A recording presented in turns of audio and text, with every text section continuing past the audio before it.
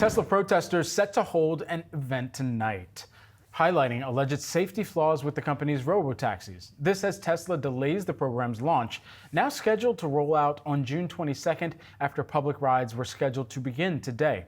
Joining me now, we've got Garrett Nelson, CFRA analyst. Garrett, you have a hold rating and a $320 price target on Tesla. What are you expecting from this robotaxi launch?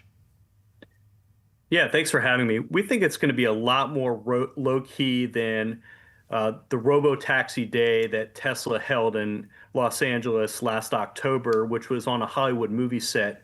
Very different type of production. I think this is going to be much more low-key. June 22nd is a Sunday, which is very unusual to have a major product launch. But I don't think that's a coincidence. So I think it's, expectations are high coming into this, but I think the key is really what happens in the 3 to 6 months following this event. So, initially it's only going to be maybe a dozen or so Model Ys with the most recent version of full self-driving installed on them, operating in a geofenced area of Austin, with the vehicle being supervised remotely as well. So I think a lot of people are going to say, well, why is this so special? What is Tesla doing here that Waymo isn't already doing? With the robotaxis that they are operating in Austin. And I think people are going to look at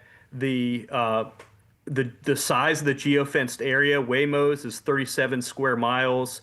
How quickly they can expand that geofenced area, and then how quickly they can increase the number of vehicles on the roads, and also then expand to other markets. What is the time framing for that scaling that would lead you to then raise your own rating and expectations on the stock? Well, Elon Musk thinks they can have, maybe 1,000 or so on the road by the end of this summer. It seems a bit optimistic, but we'll see. Our main concerns with this stock right now are, number one, valuation. Given this really dramatic rebound since their first quarter earnings release in April, the stock is up, about 100 points. From when they reported earnings, only 6 or 7 weeks ago. So it's a valuation at, north of 110 times our EPS estimate for next year, but also ongoing market share losses across their 3 major markets of China, Europe, and the US. That has continued. You look at the China data, Tesla sales were down 15% in May.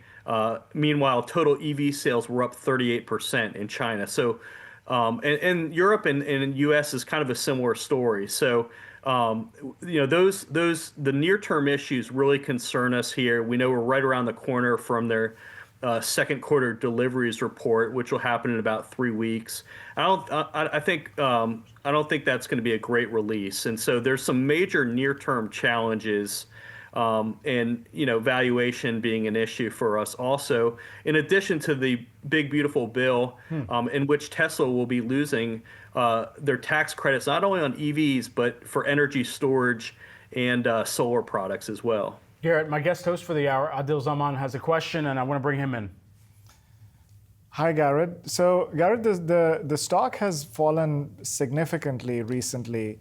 How much of that, of all these concerns that you spoke about, how much of that is already factored into the stock price? And isn't it fair to say that Tesla, as far as the robotaxi is concerned, has an edge over other competitors because of the scale that it's going to reach? So Waymo's been around for a while, but the scale that Tesla is going to reach is going to be far greater than some of these other competitors. Yeah, so on the second point, we agree with the scale. We think Tesla has major advantages. We are bullish longer term on the story here. In terms of cost and production capacity, currently they have annual vehicle production capacity of about 2.3 million units. And we think the autonomous technology that they're using, much different than what Waymo's using. Waymo using a combination of LiDAR, radar, and cameras, whereas Tesla's pretty much exclusively using cameras as well as AI at this point. So I think Tesla has major advantages in terms of cost and ability to scale longer term. Theoretically, being able to convert much of their fleet that's already on the roads to unsupervised robotaxi with a simple software update. So I think Waymo's technology is much more expensive. So, and then on the first point, I think the sell-off in the stock really in the last week or two related to Elon Musk's feud with President Trump. So, but they seem to be reconciling.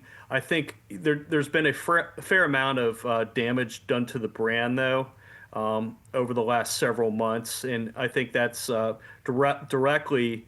You can see that with market share losses. So, but they seem to be reconciling, and I think a move to the middle for him is going to be a good thing for Tesla. Garrett, good to have you here with us. Thanks for breaking down some of the drivers behind Tesla stock, or those, I guess, that won't be behind Tesla's cars at the same time in the near future. Thank you so much.